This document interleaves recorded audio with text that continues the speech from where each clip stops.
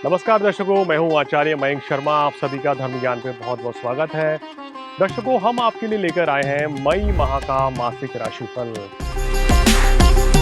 कैसा रहेगा आपका स्वास्थ्य, कैसा रहेगा काम कारोबार, कैसा रहेगा आपका गृहस्थ जीवन, वैवाहिक जीवन, पारिवारिक जीवन और व्यवसाय में कितना लाभ कमाएंगे।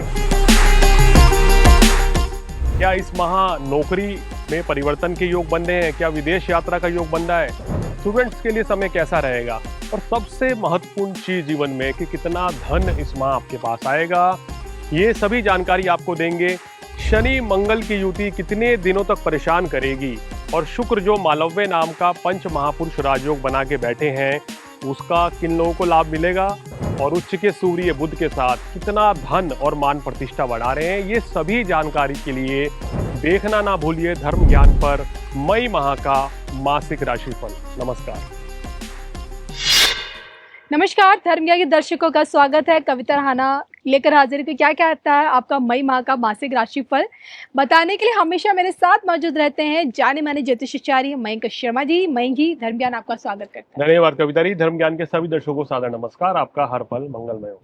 तो आज के इस वीडियो में आप देख रहे हैं, बात हम करेंगे कन्या राशि वाले जातकों के बारे में। आपको बताएंगे कि इस महीने की शुरुआत आपकी कितनी बढ़िया रहने वाली है, कितनी खुशियां इस महीने आपके दरवाजे पर दस्तक देगी, क्या कुछ नया हासिल करने को मिलेगा, क्या कुछ नया सीखने को भी मिलेगा, कितनी आप प्रोग्रेस करेंगे अपने करियर में, आपका फाइनेंस कितना बढ़ने वाला है, रिश्तों के मामले में भी ये महीना आपको क्या कुछ नया सिखाकर भी जा सकता है। तो ओवरऑल की पिक्चर क्या कहती है आपकी मई माह मासिक राशिफल की, सब जानेंगे। लेकिन शुरुआत हमेशा की तरह ग्रह चाल से कर लेते हैं। बताएं। देखिए, कन्या राशि वालों की मई माह की स्थिति अब आपको बता दें कि कुछ ग्रह बहुत सकारात्मक हैं, कुछ थोड़े से मिले जुले फल देंगे। तो यहाँ चंद्रमा दूसरे भाव में रहेंगे माह की शुरुआत में और छठे भाव में राहु, सातवें भाव में देखिए शनि मंगल की युति है जो 11 मई तक ये बनी रहेगी। उसके बाद मंगल स्थान परिवर्तन करके स्वराशि के होंगे मगर अष्टम भाव में जाएंगे। अभी अष्टम भाव में सूर्य बुध हैं, ये दोनों ही ग्रह 14 मई के बाद जो है आपके भाग्य स्थान में चले जाएंगे, तो आपके भाग्य को प्रबल करेंगे। लेकिन वर्तमान में एक बहुत अच्छी चीज क्या है कि भाग्य स्थान में आपके स्वयं शुक्र बैठे हैं, तो ये योग आपको भाग्यशाली बना रहा है जी। इसका लाभ आपको मिलेगा। दशम भाव में बृहस्पति और 12वें भाव में केतु है। तो ये महीना कन्या राशि वालों के लिए जैसे जैसे आगे बढ़ेगा कविता जी, तो स्थितियों में सुधार आता चला जाएगा और सेकंड हाफ 14 तारीख के बाद का समय मेरे को ज्यादा बेहतर नजर आ रहा है।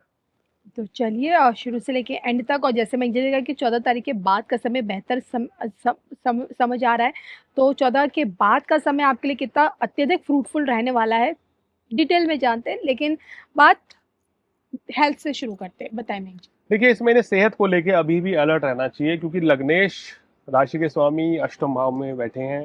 हालांकि अष्टमेश मंगल अपनी राशि से 12वें भाव में, मंगल यहाँ आ जाएंगे 11 तारीख के बाद से। लेकिन कुल मिला के इस महीने आपको अपनी सेहत को लेके थोड़ा अलर्ट रहना है। यात्राएं बहुत रहेंगी तो यात्रा में खान पान का ध्यान रखें और बाहर का खाना खाना, खासकर स्पाइसी और जंक फूड से आपको बचना चाहिए, अन्यथा तो बार बार स्टमक इन्फेक्शन हो सकता है। शनि मंगल की युति सप्तम भाव में बंदी है, ये अभी जीवन साथी के लिए भी ये स्थिति थोड़ी सी मिली जुली है उनके स्वास्थ्य को लेके। तो 11 मई तक तो कन्या राशि वालों को विशेषकर सावधान रहने की आवश्यकता है। उसके बाद धीरे धीरे आपकी सेहत में और जीवन साथी की सेहत में सुधार होता हुआ नजर आएगा। बिल्कुल। और यही सुधार मैं जी, क्या लगता है आपको कि और स्टूडेंट्स की लाइफ में भी है, उनके लिए ये समय क्या थोड़ा सा क्रुशियल रहने वाला है? देखिए, छात्रों के लिए अभी स्थितियां काफी बेहतर रहती हुई नजर आ रही हैं और आने वाले समय में बृहस्पति आपके भाग्य स्थान लाभ स्थान में आ रहे हैं, तो ये बहुत अच्छा रहेगा। पंचम भाव को देखेंगे तो ग्रहों की स्थिति यह है कि इस महीने शिक्षा प्राप्ति में थोड़ी सी बाधा योग बन रहा है, लेकिन अगर आपने ध्यान पूरा पढ़ाई पे रखा तो सफलता भी मिलना तय है। तो इसलिए कोई बहुत ज़्यादा दिक्कत नहीं है, आपको अपनी स्टडी पर कंसंट्रेट करना चाहिए। और अगर इस समय आपको कोई परीक्षा देनी है मई के महीने में या कोई आपका टेस्ट, कोई इंटरव्यू है, तो पूरी तैयारी करें तो सफलता आपको मिल जाएगी। बिल्कुल। और इसी सफलता के बीच अब आइए बात करते हैं आपकी पर्सनल लाइफ को लेकर। रिश्तों के मामले में ये महीना आपको कितनी मिठास, कितनी खुशियाँ, आपको क्या कुछ नया देकर जा रहा है?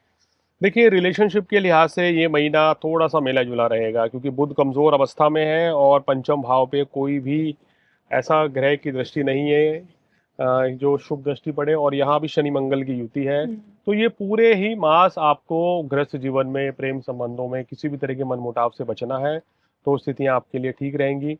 अन्यथा तो आप महसूस करेंगे छोटी मोटी नोक-झोंक, मूड स्विंग होना, कोई गलतफहमी पैदा होना, इस तरह के सिचुएशंस बन सकती हैं। तो इस चीज को, इस समय को टालें, तो आपके लिए चीजें धीरे धीरे फिर बेहतर हो जाएंगी। संतान पक्ष की तरफ से कोई बड़ी खुशखबरी? संतान पक्ष के स्वामी आपके शनि बनते हैं, जो अभी मंगल के साथ हैं। 11 तारीख के बाद शनि अकेले पड़ जाएंगे, अकेले रहेंगे, तो आपके संतान पक्ष की तरफ से जो भी कोई परेशानी, चिंता, दिक्कतें थी वो दूर होंगी जी और आपकी संतान की तरक्की होने के भी योग बनेंगे। बिल्कुल। चलिए, पर्सनल लाइफ तो मयंक जी ने बताया कि किस तरह से सुधार देखने को मिलेगा धीरे-धीरे, लेकिन प्रोफ़ेशनली आप कितना अच्छा करेंगे, आपकी वहाँ की ग्रोथ क्या कहती है, जॉब में है, बिज़नेस में, या आप सोचा है कि अब नया कुछ किया जाए, जी। ये सही समय आपके अनुकूल है?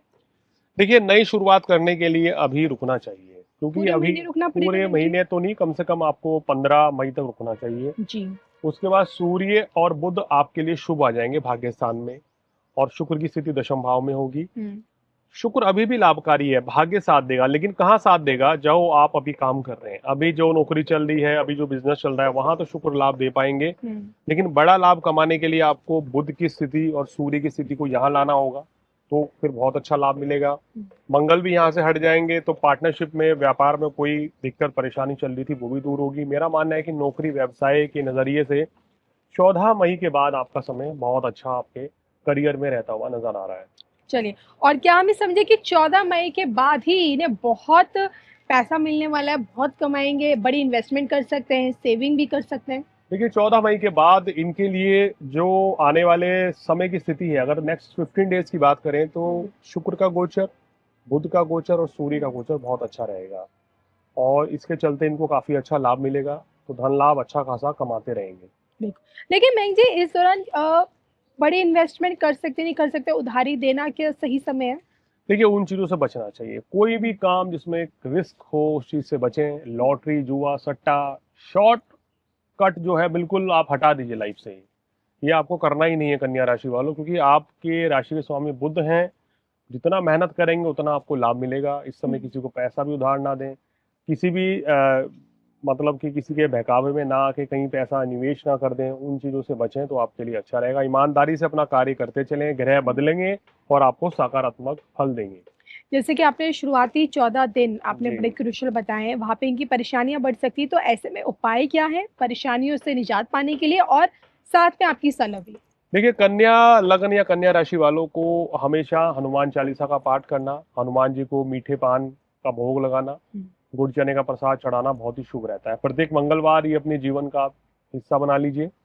और अभी आपको सूर्य देव को जल देना चाहिए, गणेश जी की आराधना करनी चाहिए, जिससे कि आपके शुभ फलों में और वृद्धि हो जाए। जी। अगर कोई शनि ग्रह के चलते परेशानी आ रही है, तो आपको प्रत्येक शनिवार गरीब व्यक्तियों को काले वस्त्र और खाना खिलाना चाहिए और शनि देव की आराधना करनी चाहिए। और सलाह मेरी यह है कि क्रोध की अधिकता से बचें, जी, गलत फहमी से बचें, खासकर रिश्तों में। बिल्कुल।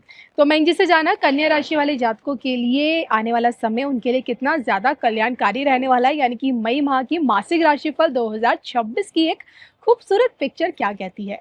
मुझे मयंक जी को दोनों को अनुमति दीजिए, पुनः मिलेंगे, तब तक के लिए नमस्कार।